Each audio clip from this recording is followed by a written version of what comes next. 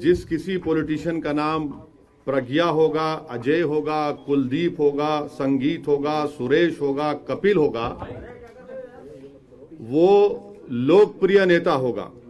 और जिसका नाम अतीक होगा, जिसका नाम शहाब होगा, जिसका नाम मुख्तार होगा, वो बाहुबली हो जाएगा। ये रियलिटी है, इसको आप इनकार नहीं कर सकते।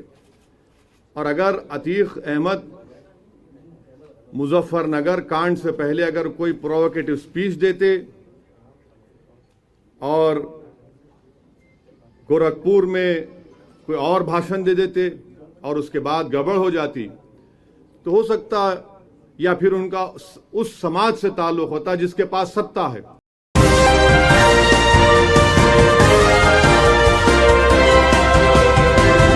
पल न्यूज के न्यूज रूम से मैं हूं आपके साथ नदीम अकरम।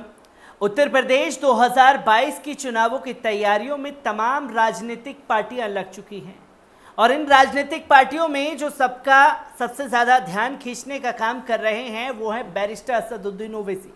क्योंकि बैरिस्टर असदुद्दीन ओवैसी ने कुछ दिन पहले अनाउंसमेंट किया कि वो अयोध्या जाएंगे और अयोध्या जाकर के जो है अपनी चुनावी रैलियों की शुरुआत करेंगे। अब जब अयोध्या जाने का जिक्र बैरिस्टर असदुद्दीन ओवैसी ने कर दिया तो अब भारतीय जनता पार्टी के तमाम हिंदूवादी संगठनों का पैटर्न है अयोध्या। अब ओवैसी क्यों जाएंगे अयोध्या, इस पर बवाल मच गया, जिसमें हमने तमाम साधु संतों के बयान को आप लोगों के सामने रखा, जिसमें कोई पैर तोड़ते हुए धमकी देने की बात कर रहा था तो कोई किसी तरीके से लांछन लगाता हुआ नजर आया बैरिस्टर असदुद्दीन ओवैसी पर।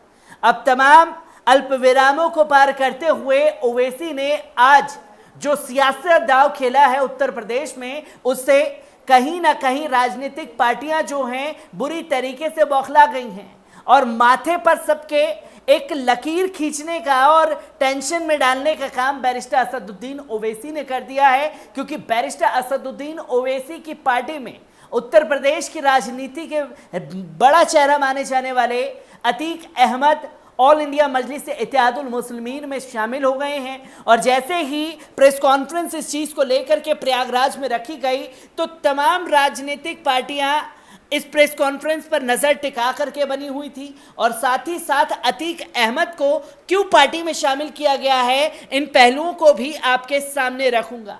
पहले उस बयान पर नज़र डालते हैं जो मीडिया वाले आज बाहुबली अतीक अहमद कहने पर कुख्यात खूंखार बताते हुए अतीक अहमद को नजर आ रहे हैं।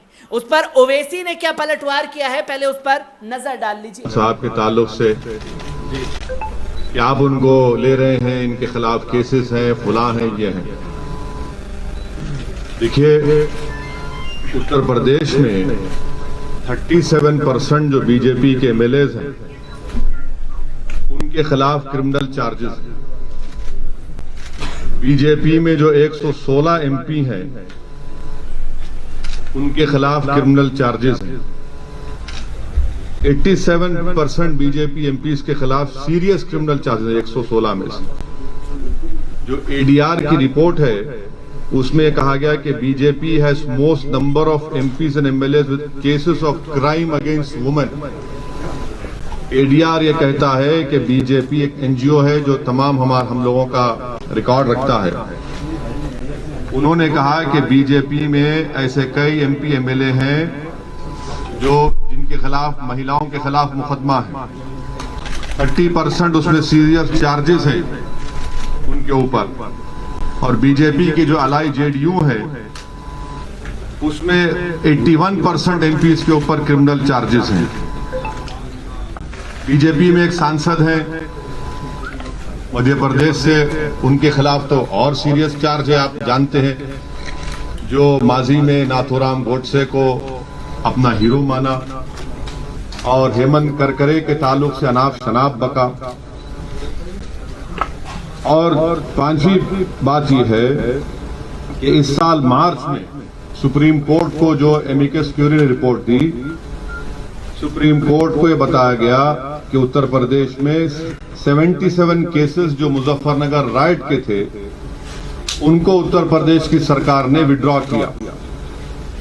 खुद मुख्यमंत्री योगी आदित्यनाथ ने अपने खिलाफ एक केस को विड्रॉ कर लिया और 2007 का जो गोरखपुर का केस उनके खिलाफ था, मुख्यमंत्री ने कहा कि इसकी प्रोसिक्यूशन की इजाजत नहीं देता। तो इससे बात साफ जाहिर हो गई कि जिस किसी पॉलिटिशियन का नाम प्रज्ञा होगा, अजय होगा, कुलदीप होगा, संगीत होगा, सुरेश होगा, कपिल होगा, वो लोकप्रिय नेता होगा। और जिसका नाम अतीक होगा, जिसका नाम शहाब होगा, जिसका नाम मुख्तार होगा, वो बाहुबली हो जाएगा। ये रियलिटी है, इसको आप इनकार नहीं कर सकते। और अगर अतीक अहमद मुजफ्फरनगर कांड से पहले अगर कोई प्रोवोकेटिव स्पीच देते और गोरखपुर में कोई और भाषण दे देते और उसके बाद गड़बड़ हो जाती, तो हो सकता या फिर उनका उस समाज से ताल्लुक होता जिसके पास सत्ता है, तो यकीनन उनके खिलाफ भी केसेस विड्रॉ हो जाते। तो ये तल्ख हकीकत है और भारत के कानून के लिहाज से अभी तक उन पर किसी भी केस में कन्विक्शन नहीं हुआ है। असदुद्दीन ओवैसी के उस बयान को सुना जिसमें उन्होंने साफ तौर पर कहा कि अगर नाम जो है अतीक होगा, मुख्तार होगा, साहब होगा, तो उन लोगों के लिए तो बाहुबली लगा दिया जाता है। पर भारतीय जनता पार्टी में ही इतने विधायक जो हैं वो संगीन आरोपों में संलिप्त हैं, जिनके खिलाफ जो है कोई कार्रवाई नहीं होती और उन्हें जेल की सलाखों के पीछे भी रखा गया है, पर उनके लिए बाहुबली शब्द का इस्तेमाल क्यों नहीं होता। अब जब बैरिस्टर असदुद्दीन ओवैसी पूरा रिसर्च करके बैठे हुए थे तो भारतीय जनता पार्टी की पूरी जो है पोल खोल करके रख दी, जो एक प्रोपागेंडा मुस्लिम नाम के साथ जो है उत्तर प्रदेश में फैलाया जा रहा है। इसी बीच आपको बता दें कि यूपी में आगामी विधानसभा चुनाव के लिए सियासी दल सक्रिय हो चुके हैं। इस बीच असदुद्दीन ओवैसी की पार्टी AIMIM ने पूर्व सांसद अतीक अहमद की पत्नी शाहिस्ता परवीन को पार्टी की सदस्यता दिलाई है। बता दें कि अतीक अहमद प्रयागराज जेल में बंद हैं। ओवैसी ने लखनऊ में एक प्रेस कॉन्फ्रेंस करने के दौरान ये ऐलान किया कि वही जानकारी के मुताबिक शाहिस्ता परवीन को AIMIM प्रयागराज पश्चिम सीट से उम्मीदवार बना सकती है। गौरतलब है कि असदुद्दीन ओवैसी आज यूपी के दौरे पर हैं। वे आज अयोध्या के रुदाली कस्बे में अपनी चुनावी जनसभा करेंगे।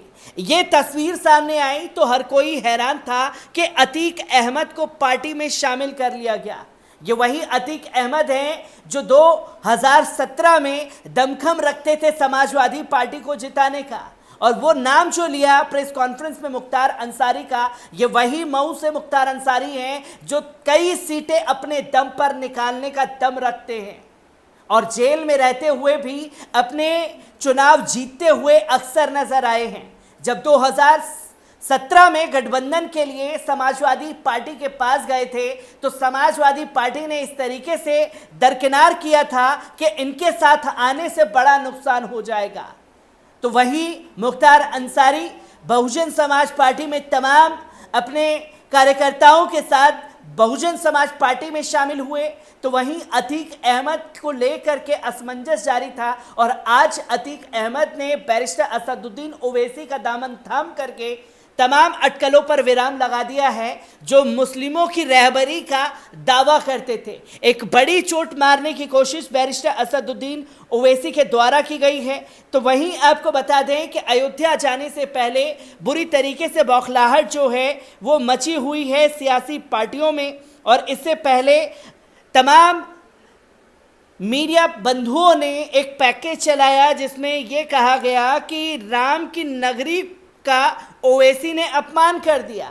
अब योगी जी ने तो अयोध्या का नाम बदल करके कुछ और रख दिया, अब फैजाबाद लिखा जा रहा है। ये घोर अपमान है। ये तस्वीरें दिखाने की कोशिश की गई और उसके बाद आज बड़ी कार्रवाई करते हुए ओवैसी के जनसभा वाले पोस्टरों को उत्तर प्रदेश पुलिस ने फाड़ दिया है। आपको बता दें कि अयोध्या दौरे से पहले लखनऊ में ही AIMIM चीफ असदुद्दीन ओवैसी ने एक बड़ा दाव किया।